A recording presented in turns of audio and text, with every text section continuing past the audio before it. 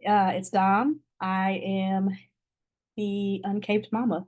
I created the Uncaped Mama podcast, and the whole point of this is to inspire other moms, supporters of moms, um, you know, anybody who is surrounded by moms and just wants to better understand motherhood. The whole goal is for people to just be. I want to inspire moms to parent intuitively and also understand that they don't need to be perfect. There is no like one way to be a great mom.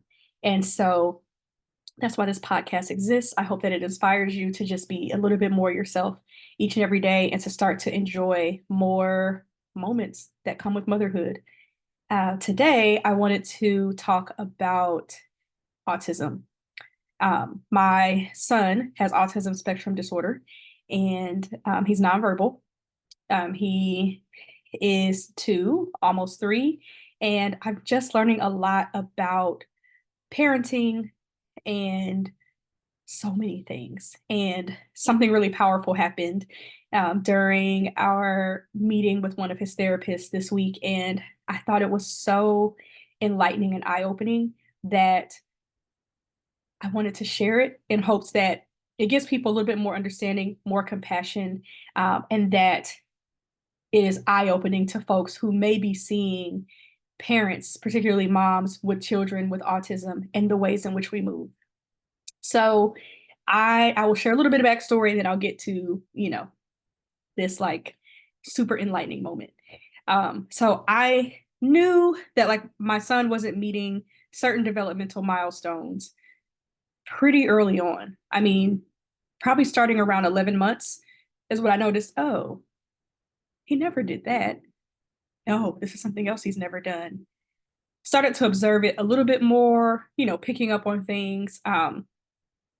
What I was referencing were these like developmental surveys that come from the pediatrician, and also I believe the CDC has one. And I downloaded this app on my phone to just like sort of keep track with things. Like I was a new parent, I don't know child development, right? Definitely not from infancy. And I just wanted to keep track because on social media, everybody was like sharing all these things about their kids and, kids saying words and reading books and whatever. And because I'm a former teacher, I knew like, okay, children learn and like progress in their own way. But I didn't know like what my son should be doing. And should is in quotes. Um, so there were a few things that he had never done. Like he never pointed, he never turned toward a sound. So an airplane, a police siren. If I made a noise with a toy, on the other side of the room, like there was no turning to notice it. There were times where he looked like he was looking into our direction, but almost looked like he was looking right through us. Um, there would be things that he would do in playtime, and if we reacted to it, the way that he looked at us was like, why are you in my business? Like, and it was like consistent, like every time. Like he was in his own world having a good time, and we had entered it. And I thought that was super interesting. Um, he wasn't interested in crawling or walking. Like he could do, I was convinced that he could do it. He wasn't interested when it was like time for him to do it. Um, until he kind of observed some other kids his age doing it a little bit, and then he would pick it up like very quickly.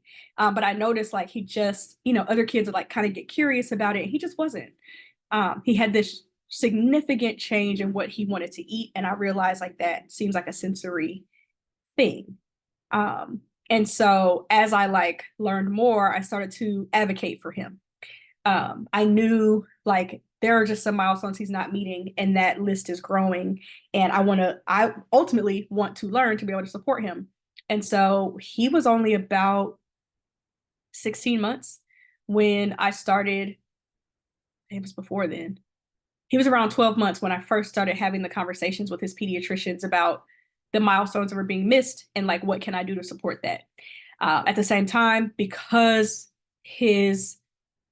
of his like sensory changes, he stopped eating solids, not interested in it, literally wanted to go back to a bottle. He only wanted formula, and I was weaning him off of that. Y'all, when you know, I was tired of paying for it. Okay. Like he was allergic to, at the time, lactose. I think he's probably still allergic to lactose, but he does drink lactose-free milk now. Before time, projectile vomiting, like super allergic to it. We had done all kinds of like GI scans and everything. And so when he wanted to shift back to just like formula and no solids really, he lost weight. And I was concerned. I'm like, I know I'm doing my best here, but like I'm missing something. And I'm like, okay, I know if he will drink something, I can make him smoothie. So like intuitively, I'm like, okay, when I'm sick and not feeling well, or I don't want to eat something, I know I still need nutrients. What do? Soup, broth, smoothie. So I was literally making him soup and I would blend it up until it was like just pure liquid. And I would put that in a sippy cup or in like a transition type bottle. So it was the bottle that he was asking for, but the nipple part of it was like sippy cup. So the liquid, like the soup and the smoothies could get through. And honestly, y'all, that was saving his life. Like literally making sure he was getting the boost of nutrients that he formerly was getting in the solids he was interested in. Had a conversation with his pediatrician at 12 months about the developmental milestones and his nutrition because I noticed like a significant drop in his weight, and talked about a little other things I can add in because he just had so many nutrient deficiencies. So there were some vitamins that we added in, and also some different foods like added in avocados and flax seeds to make sure he was getting the good fats. That's not only important for like his body, but also his brain development. Added in grass-fed collagen so that he was like getting some proteins because he was missing that in just fruits and vegetables. I would add in like some oats so that he would have that and it would be a little bit more filling. So once he started to grow and I felt like, okay, we have his nutrition under control for now. Like, I'm not sure if the food thing is just a phase or what, but more and more, I'm like, I need him to be evaluated for autism or any other kind of sensory disorder. And I mean, I was going hard about it. Pediatrician was like supportive, but also like, well, it's okay that he's not, like some kids just like do it later, whatever. Um, and I'm like, that's fair, but I don't want to get into the habit of like not knowing, like where it could be years where I'm like, well, some kids just, right. And he could have been getting support. So I got him evaluated for autism. And that report that came back was like so eye opening. I was noticing 15% of the things, probably 15-20% of the milestones and like developmental things that he was not ever doing. There were so many more. And so I was glad that we got that evaluation done. We got his official diagnosis shortly before his second birthday. And then shortly after he turned two, got him into ABA therapy. It's been such an enlightening journey to have him at ABA therapy because they are focused on like behaviors and how are we like not only trying to redirect behaviors, but we're teaching him because he still ultimately needs to learn how to interact with the world. And also there are things we want to teach him, like how to communicate in his own way, how to like clean up. Like he still has fine motor skills to develop and like communication skills, even if he never talks, right? We want him to be able to let us know what his needs are. And also for him to understand any communication that we're giving back to him, right? Especially when we're thinking about, my biggest concern was his safety. Like at the very least, I want to make sure that on a baseline level, he's comfortable holding my hand. We start to get him to understand that like I need him to walk beside me instead of running off ahead of me. And also that he just has some level of awareness of other people and sounds and things around him. Like I want him to be able to at least have that awareness, like even if it's quick. I want him to be aware. And I said, that's my goal at the end of the first year. I did not know how fast he would learn in that environment. He mastered eye contact in 2 weeks. I could not get him to look at us, to make eye contact of any type before then. He had mastered it in 2 weeks. Now they don't just abandon it. It doesn't go away. They continue to work on that skill because now like it has to become situational. Like how do you acknowledge people and like give eye contact, and not like in a toxic way, but like, how do you like acknowledge me as a form of communication? One way is to make eye contact. So he just progressed really fast. He started to babble more. Um, and he's still probably saying less than 10 words. But he has recently started saying block. He loves blocks. And I just found out this week that he can say block, which is just huge. Like, I'm sure my face and eyes are like lighting up because the journey is a journey. It's going to be a lifelong journey. My motherhood doesn't end right when he becomes an adult and maybe moves out and gets his own job and whatever. I'm still his mom, right? And there are still going to be things, and there's going to be some things that we may not even know that my son needs to learn until he's 35 and encountering something, and we have to like talk through that and figure out what will work for him. So at our meeting this week, his dad joined, and was just like sort of getting up to speed. And we were having a conversation, and his dad is like, I want to make sure we're not like that Nova is being challenged, that we're not going easy on him. And his BCBA said, oh gosh, no, he gets challenged every day. He is challenged all day long. Like, there is no easy like days. Now, does he get breaks? Yes. Are we teaching him how to let us know when he needs a break? Absolutely. But there's like constant learning and practice and reinforcements and all those sorts of things. And his dad was trying to get across, like, I just want to make sure that like in an environment where he's frustrated, like I understand how he acts, so that like he can be supported. And his BCBA is like, well, he's two, like, so he's relearning the world, like, he's going to want to have these comforts and things like that, but there's just a lot of stuff that he doesn't even know, like foundationally, before he can do Y, he has to learn A through X to be able to even be able to like comprehend a little bit of what's going on in a situation you might be thinking of. So, it's going to take some time, but he is learning and he is progressing, and there's a lot to celebrate. And so she gives us this example of how to consider what it might be like with a child with autism who's nonverbal, or a person in general. She said, imagine I gave you, or I have $1 and I say, whoever can let me know that they want this dollar can have it. But your mouth is taped closed. So you can't say, I want the dollar or give me the dollar, like, because you can't communicate by talking. I want you to tell me that you want the dollar, and once you do, like without talking, you can have it. She said she did this with a group of therapists and nobody got it. She said people were pointing at their wallet, pointing at their pocket, like trying to do all these other hand gestures, but no one got the dollar because no one was communicating that they wanted the dollar. They were using like all of these things that they were used to, thinking that those signals were communicating that they wanted the dollar, when the reality was like it wasn't communicating that at all. Because from her perspective, I am new. I don't know what any of your nonverbal cues mean. I don't know culturally, like maybe what's coming from there societally. I don't know what any of that means. So if you're pointing to your pocket, I'm like, why are they pointing to their pocket? If you're pointing to a wallet and I've never seen it before, what is that telling me? Like, are you telling me you have one? There's cards that go in here? Like, like imagine never seeing a wallet.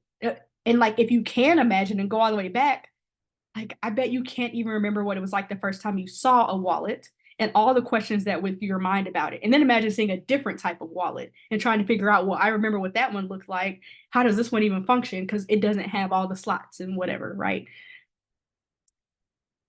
And then imagine that you can't speak. So you're frustrated because you want the dollar. You feel like what you're saying is communicating to me with the dollar that you wanted, and I don't get it. That's what it's like to be nonverbal. that I have needs that need to be met, and I'm trying to communicate them in some way, not in words, but I'm communicating them, and you're not getting it. So I'm frustrated. So I'm crying. Maybe I'm having a tantrum. Maybe I'm like stimming, flapping my hands, running in circles, like doing a repetitive behavior. I'm like so overwhelmed by this that like you're not getting it. And I have no other way to let you know that. And then you are on the other end, like, but I am telling you, or like I am telling you what I need, or but I did all these things. I was telling you. So now everyone's frustrated. That's their life. So eye-opening. Like so powerful to consider that. And so, my son's dad was like, I often see her, who I think is doing an excellent job, right? Like raising him and taking care of him. But I often see, our son have a behavior, and I see her immediately try to figure out why. And he's like, I just think that there's some things he just shouldn't do, right? He should just not do it. Like, and she's often thinking about why, and I don't understand that. And the BCBA is like, well, she's stopping to think why because your son has a need that's not being met. And so when he is having a behavior that ultimately we don't really want him to do, right? We don't want him to throw things. We don't want him to hit. We don't want him to elope. We don't want him to harm himself. We don't want him to climb over something and fall off. She's stopping to think of why, so she knows exactly how to redirect him or like confirm with him that that's what he wants. So if I've offered him a snack because he indicated in some way that he was hungry, but I offered him the thing he didn't want, he's going to throw it on the floor.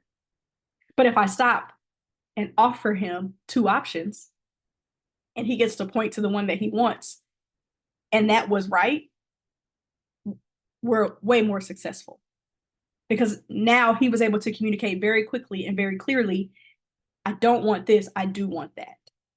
Or, like just an example of that. Now, once he's able to start, learning words, maybe he'll be able to say Cheetos, fries, hungry, right? But he can't even communicate hungry because he doesn't even know the word hungry, and that the feeling that he's feeling is hunger, right? Like in the ways that we understand it to be hunger. But there was a time where we didn't know that either. And like typically developing children, like neurotypically developing children, just they're sort of like able to take in the outside environment. So they imitate and they're paying attention to that sort of thing. And children on the spectrum, on the autism spectrum, it's the other way out. It's like a lot of things are internal. And so they're thinking about like internally, internally like what they're feeling through their senses. What are they hearing? What are they smelling? What are they tasting? What are they feeling? I'm missing something. What are they seeing? Right? It's the five senses all the time. So everything outside doesn't make sense because it's not a part of their world. They're thinking about their own little world. And we have learned the opposite. Like we've been socialized to do the opposite. We also know a lot more now than we knew about autism in the 80s. I had never heard of it, right? In the 80s. I hadn't heard of autism at all until I became a teacher in 2007. And obviously it existed. Like when I think back on childhood, I'm like, oh, well, yeah, obviously. And autism is even like autism spectrum disorder is like even a new way to describe it because it was called so many other things. But how our BCBA explained it was like, you think about us growing up in the 80s and 90s, folks would say, oh, that child is just bad. They're bad. They don't listen. You need to get them to listen. When the reality was like, no, they weren't bad. They had differing needs, differing levels of understanding, like the ways in which they process the world is just so different than what people even realized. And so stopping and thinking, what could be going on in their world right now? What could it be like to like trying to communicate a need, a very basic need, like I'm hungry or I'm thirsty or my diaper's wet or I'm tired. Our biggest one is I'm tired. And I don't know how to tell you that. Like I don't know how to indicate that I'm tired. So now I'm frustrated. I'm having these big emotions. And someone's telling me like I'm bad and I just need to sit down and be quiet. Ugh. And I'm nonverbal. So I not only can I not say it to you, but we haven't worked on any other way for me to communicate that need to you. What would you do? Cry and be frustrated and be like on edge, right? And be stressed out. That's his life. And he's 2. So there are things that he's experiencing and seeing for the first time. For example, he really likes water. He may get eyes on a fountain or hear some water because of the way in which he's taking things in with his senses that we don't see yet. So while he may have developed the ability to walk beside me without me having to hold his hand or him to be in a stroller, he also hasn't developed any sort of like impulse control. No self-control really yet. So for him, there's a thing that I really enjoy over there that I really like. I'm out. I'm gone.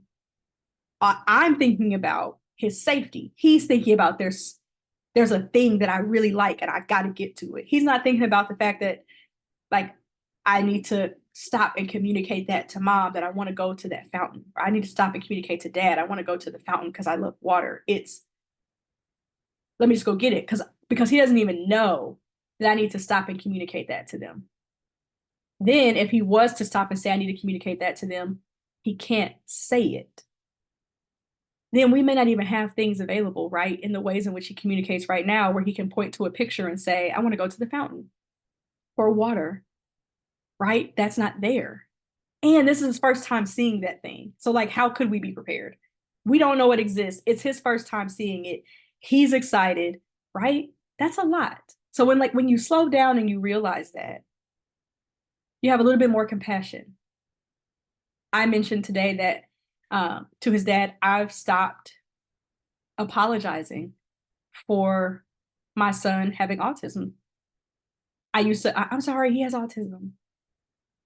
And I've stopped doing that because like he's also 2.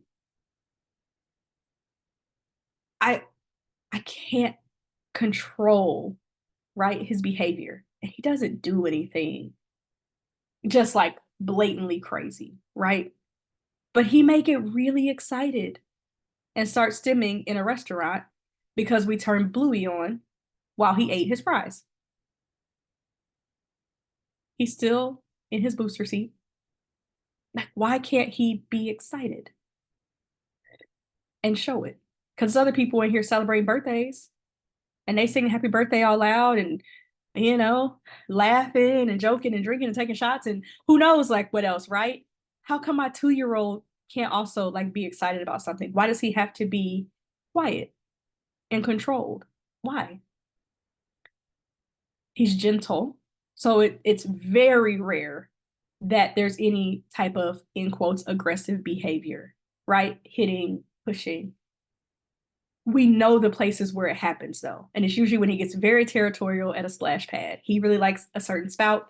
He's gotten a lot better about not trying to keep like people away. Because there was a time where he just didn't want anybody over there, including me.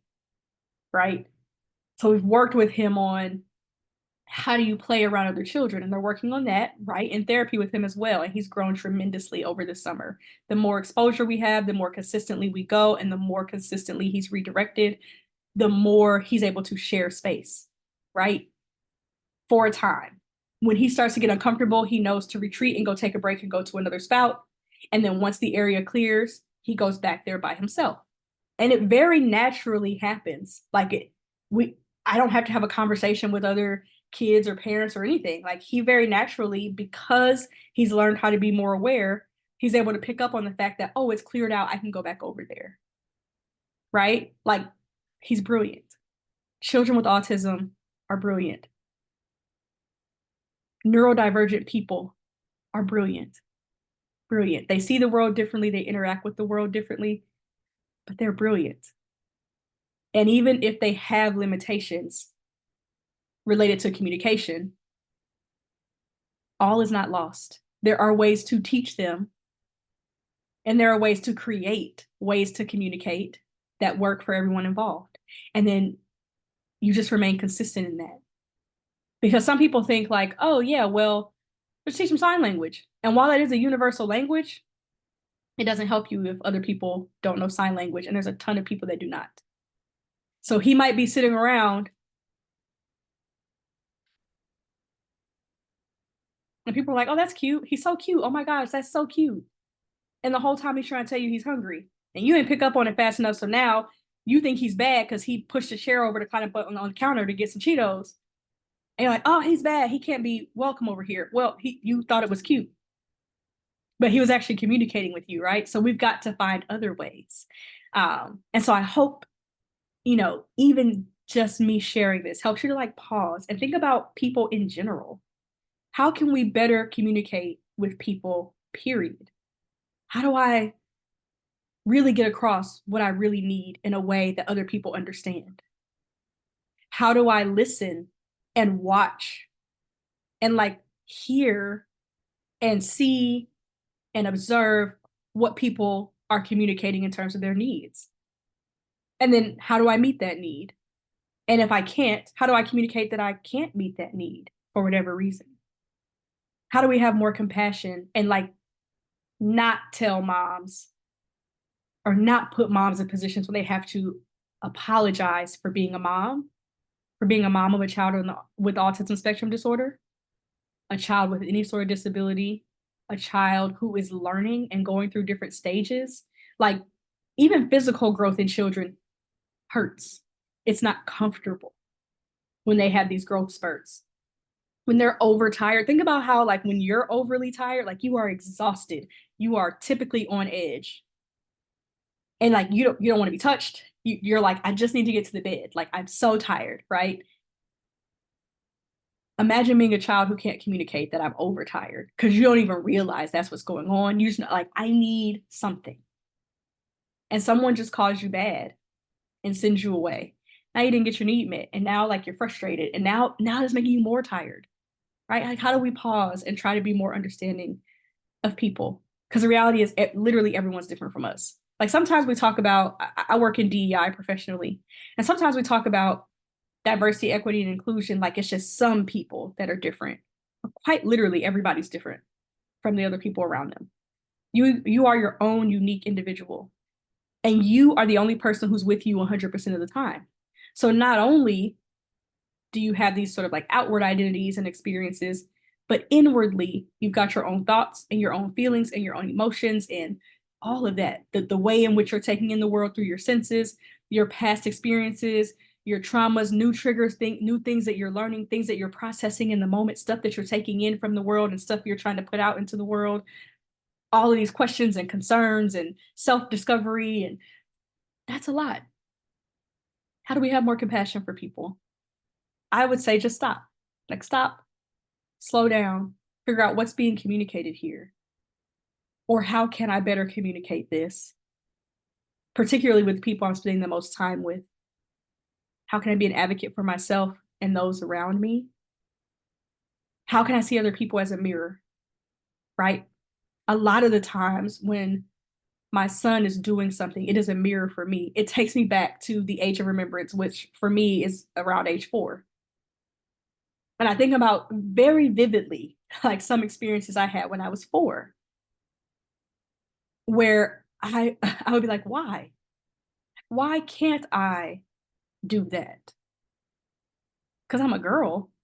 What does that even mean? Like, what you mean? I can't play with a truck because I'm a girl? I'm supposed to play with dolls because I'm a girl? I don't really want to do that. I can't play basketball in the street with the boy. Like, why can't I play with other children? Why are we, what? Why do I have to eat this thing that is disgusting to me? Why do I have to eat right now at all? I'm not hungry. How come I can't? Like, you get to have leftovers and you get to take a to-go box. How come I can't? I'm tired right now. Why you don't want me to go to sleep right now? Okay. All right. Like all of that stuff. I think about that and I'm taken back to like my first experiences, how devastated I was when nap time was over once I got to kindergarten. y'all, I mean, devastating. And back then there was half day kindergarten. So it wasn't full day. That wasn't like a typical program then in 1990 in Nebraska where I grew up. It's half day. And so I went in the afternoon. And specifically, my 5-year-old brain said, well, if I go in the afternoon when I first get to school, I'm going to get a nap because I'm used to the like preschool schedule I was on. That I knew, like I was pretty smart. So I knew afternoon, noon was around the time we ate lunch and there was a nap. So in my mind, I get to school, the first thing we're going to do is take a nap. That is not what happened. Devastated on the first day. Big emotions, sad. Like, and I remember my mom and grandma being like, girl, what? They couldn't understand it, right? I couldn't fully communicate why that was devastating to me. I enjoyed naps, still do. Naps are top tier. Okay. I take my sleep seriously. I am like big on rest. But like imagine being a kid and not understanding that. I had taken in all of this schedule and this routine, and I had made connections in the world that like, okay, I understood I was getting older and I had to go to school and whatever, but I'm thinking about time and on the weekends, like around this time, I'm taking a nap. Okay, cool. Now you telling me like abruptly, I'm finding out in the moment I can't do that no more. That's what it's like being a kid and encountering something for the first time. And then you add on the layer of autism and then you add on the layer of nonverbal. It's different. It's challenging in a world that's set up to not benefit them, right? But we're all different. We all take in things through our own lenses and through our own experiences and through our own thought processes and our own upbringing and maybe our religious beliefs or beliefs that people put on us and our own upbringing and triggers and how we were parented and whatever. Some of that you unlearn and decide you want to do differently and experience differently. And some of that is so deeply ingrained, you don't even realize it's there. So if we stop and pause and realize everybody's different, which really is the point of diversity, equity, and inclusion work, everybody's different. Everybody has a place. And the whole point of this is creating systems and structures so that everybody thrives. And we highlight historically who has been left out, which is a lot of people. Like that's why certain things have to be put in place so that everybody has an equitable opportunity to thrive. I for sure want to make sure that brilliant children, like my son, like my daughter, and like other children, grow up in a world where they can thrive, whether they have autism spectrum disorder or not, whether they have visual impairments like me that you can't see. You might think like I can see. I cannot really read this little Apple update in the corner. I cannot really, it's not clear to me what's even in this other corner of my computer. Like I can't, and I have contacts in. And these contacts are the best I can get, right? Like, people who have other like physical disabilities that maybe you can see. There's a lot that we can't see about people. Stop and think what it might be like to try to win $1 with tape over your mouth. And how it might feel to be the person with the dollar who really wants to give it away and being the person trying to get the dollar and you can't speak. I hope that resonates. I hope that it's enlightening and eye-opening. I hope even some of the other stuff that I mentioned, especially with everything going on in this country, the United States, and across the world, like helps us see differently and how we can interact with people who are different from us. You will not change people's minds being hateful, being a supremacist in any way, shape, or form, thinking that your way of thinking is the only way and the best way. Because honestly, it's not true. There are so many ways for us to live and be and coexist without causing harm to people, right? And allowing people to grow and thrive and get their needs met. You just have to understand that what we were conditioned to think was the way may not be in a world that's very different with billions of very different people. Even in your household, every person in my household is very different. Very different. We have found ways to coexist, right? And that will continue to be as everyone evolves. earth currently. It's where you live. It's your home. How do we figure out how to like stop a lot of the things that are happening? Because most of it just starts with like thought processes and communications, general respect, general honoring of people's humanity and their differences. I hope that's really what you take away from this. That you just have a little bit more compassion for everyone today, tomorrow, every day. Send a mama who has a child with autism spectrum disorder some love today. Share this video. Make sure you follow me on Instagram at Uncaped Mama. You can listen to the podcast on Spotify. It's the Uncaped Mama podcast.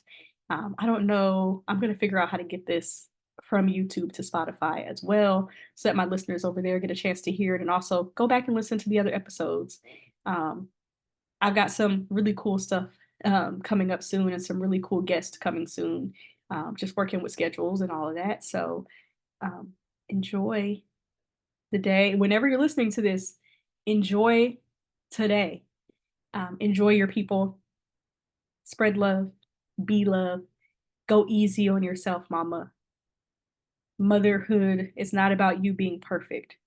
You can be imperfect and still a good mama. You can always change for the better. You can always learn something and experience something, and that just changes how you mother. And that makes you better. That is absolutely 100% okay. And honestly, that's probably absolutely how it's going to happen. Trust your intuition. You got this. And by me saying you got this, it's not to mean like you shouldn't be supported. It's to mean you can do this. You can trust yourself.